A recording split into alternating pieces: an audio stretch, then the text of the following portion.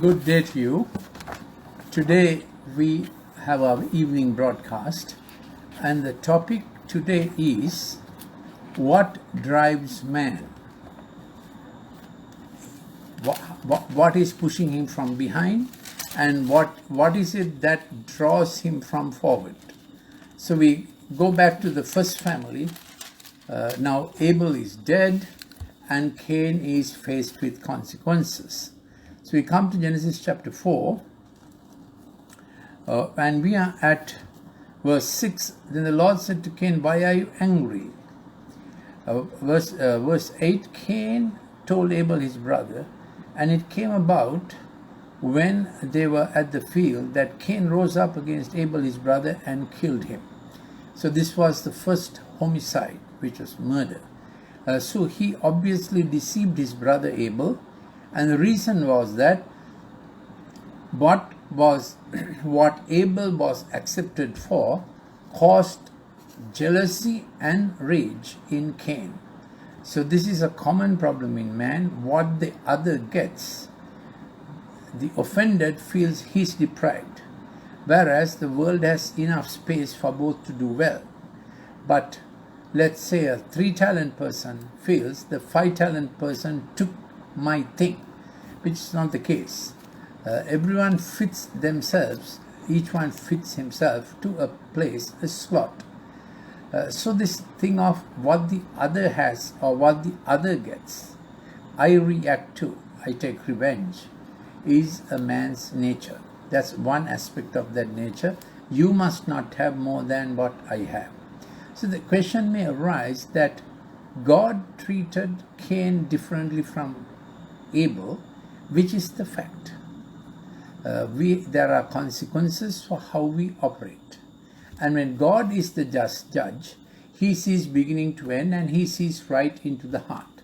Now we need to be careful when judging, because we don't see everything about a person. Secondly, we err in similar like. Thirdly, when we judge, we might have vested interest in it. Our vengeance, prejudice will get into our judgment. God is not like that. God is omniscient. He knows beginning from end. He sees the motive, and he can give a judgment dispassionately. And as we heard it yesterday, judgment was not sentence. The judgment God gave was, if you do well, this is verse 7, chapter 4, Genesis chapter 4, verse 7, if you do well, will not your countenance be lifted up? So the chance was there. A second reprieve was given. Restoration possibility was given. If you do not do well, sin is crouching at the door. So the warning was also given. And its desire is for you, but you must master it, and you can master it. God gave the grace.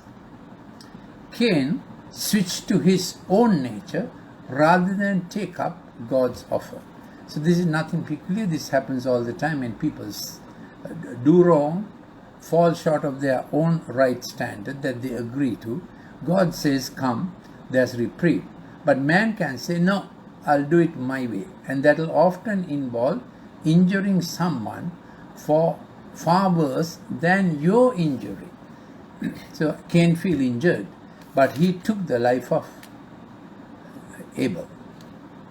So then the Lord said to Cain, now God sees all this. So verse 9, then the Lord said to Cain, where is Abel your brother?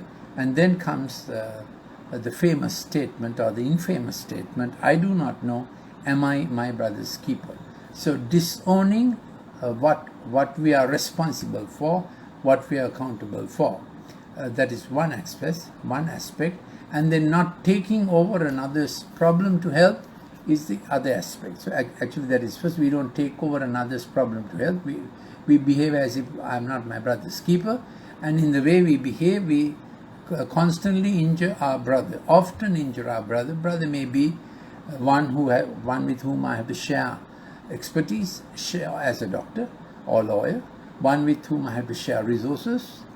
So a selfish man will behave as if my brother, I'm not my brother's keeper.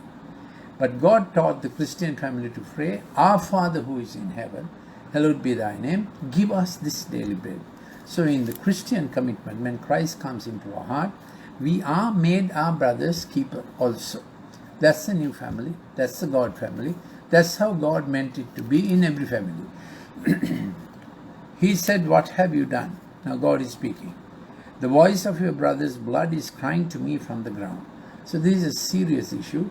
Spilt blood cries across racial divides, across poor-rich divides. The poor can produce sweat, toil, and blood, even at work, to make some people rich. Every country has work fields where the laborer's sweat, toil, and blood does not get just wages, and the others get rich on the sweat, blood, and toil of the laborer.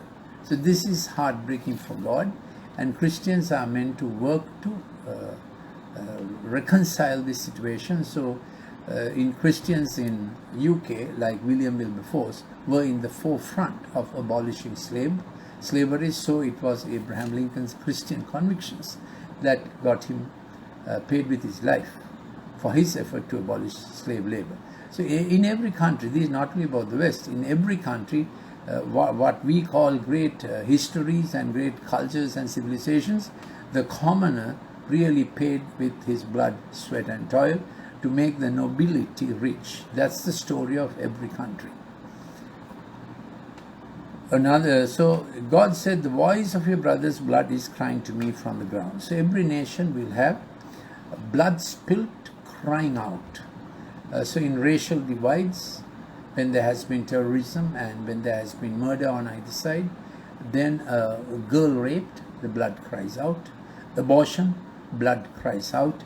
Then when labor injustice is so cruel that people are actually sweat, toil, and blood virtually in labor issues where it's near slavery, blood cries out.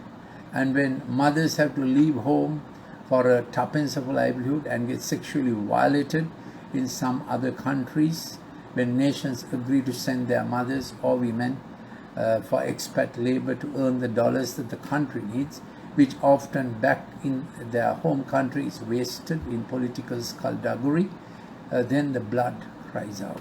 In different ways the blood cries out. And at present, that every COVID death was a blood crying out. And in countries where necessary treatment is available, early home treatment is available and is not given, blood cries out. So there are scientific crimes once again. Just like during eugenics of Hitler's regime, scientific crimes once again, white-collar crimes that are really becoming very bloody, red-blooded crime in the name of science, increasingly present. Yes, that's the scenario we are in.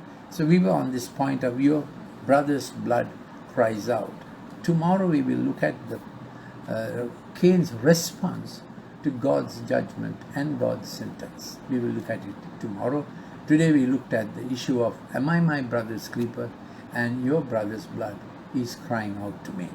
God bless you.